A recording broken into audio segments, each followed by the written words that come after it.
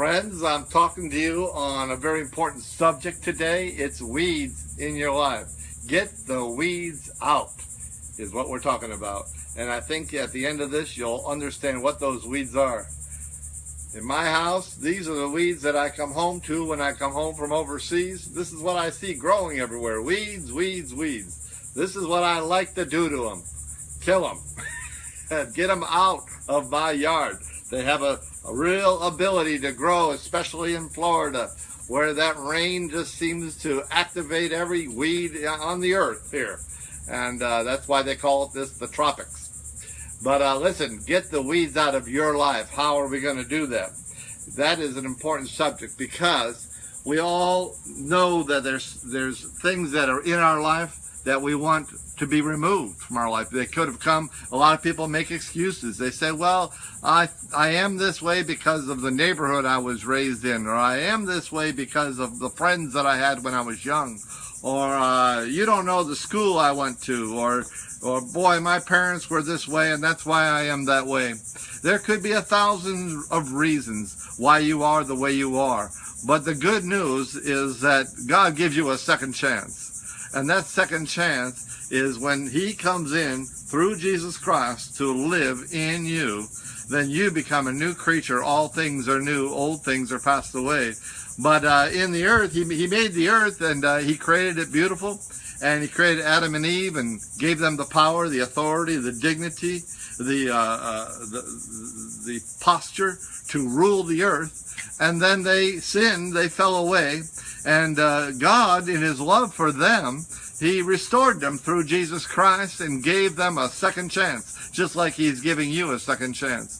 But He didn't give the earth a second chance. It still is bearing weeds and bearing problems.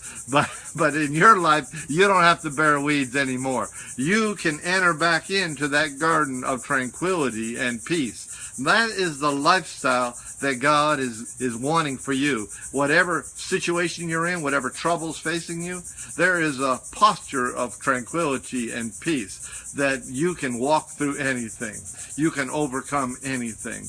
How do you do that? This is the victory that overcomes the world, even our faith. This is something that God put in you, this belief that He can do it. And He is doing it right now. Not only that He can, but that He wants to, and that He is. So bringing all that He did through Jesus to us and making it a now reality starts to transform the way that you think. The Bible says, as a man thinketh, so is he. So we become what we think about. And so when we're going to pull weeds, what do we have to do? We have to pull the thoughts out that have been planted that we didn't know we were planting. Any good farmer knows that after he's pulled all the weeds, any good farmer would start to plant the crop that he wants in that field where he pulled the weeds and plowed. If the farmer plants weeds again, you would say to him, what are you doing? Because that's not what you want. You want what you want. You want a crop. You don't want weeds. So anybody knows that a farmer would say, you're absolutely right. But if he goes back again and plants the same weeds, you would think, this is a hopeless farmer. Well, people are a lot of times hopeless because after you get them cleaned up and thinking right and give them the place where good seed is in the Bible, then they go back to planting the old seeds that got them into trouble in the first place. But God has given us a second chance in Jesus, and today you're hearing how to get the weeds out, how to be transformed by the renewing of your mind.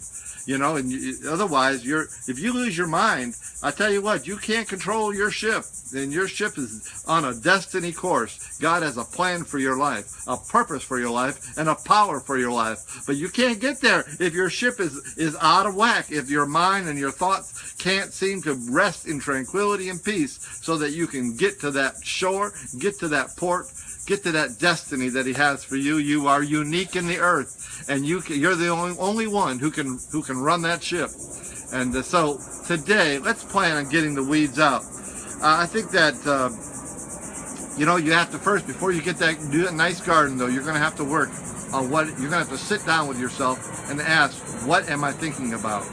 I had a major denomination in a big country. They asked me to come over and speak on prosperity to all of their leaders in the whole country. And they put on a great convention.